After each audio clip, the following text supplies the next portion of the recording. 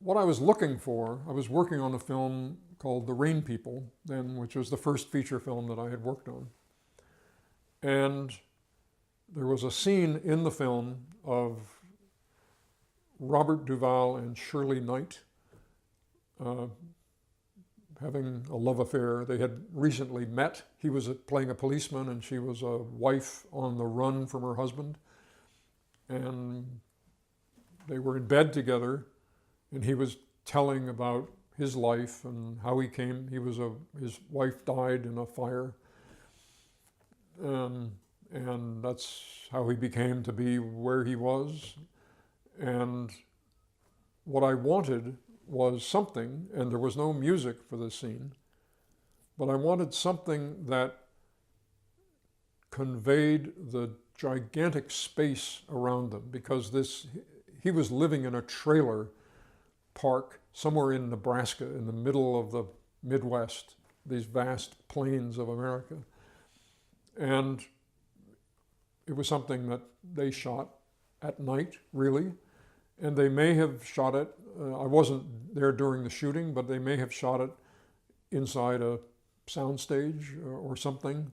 They dragged the trailer into an enclosed space.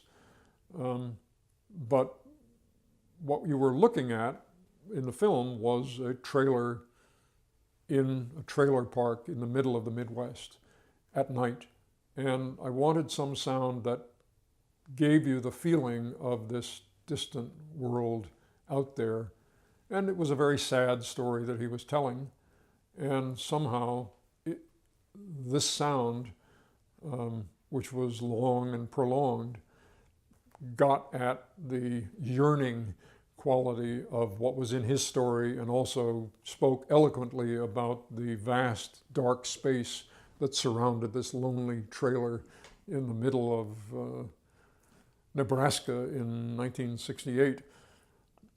And this sound acquired a name, so it's called the Singing Semis, and it has subsequently appeared in a number of films, some of which I've worked on, and others that it just gets used in films where you want to somehow convey that element. You're not supposed to do this, but I reused that sound in The Godfather, and it's the sound you hear in the background of the funeral of Don Corleone, when they're at the cemetery in New York, which is on Long Island. In the distance, you see a traffic expressway, elevated expressway, and you see cars in the distance. And I've traveled that road myself because I grew up in New York. And I would be riding and look down at the cemetery. So here we are in the film, in the cemetery, looking up at these cars. And as an atmosphere for the funeral, I laid in this sound of this sound. And that's almost the only sound in the whole scene. There's almost no dialogue in the scene. And there's a little bit of what we call Foley, which is footsteps and clothes rustle, and a few doors closing of the cars as people get in and out. But otherwise, it's a very sparse sound for the funeral. No music. And seemed to be the right choice for that, which is even a very different kind of scene than the scene with Duvall and Shirley Knight in The Rain People. But so these sounds can be clearly repurposed. You shouldn't do it too much, otherwise people start to know what to expect. But there is a degree of flexibility in the kind of use of the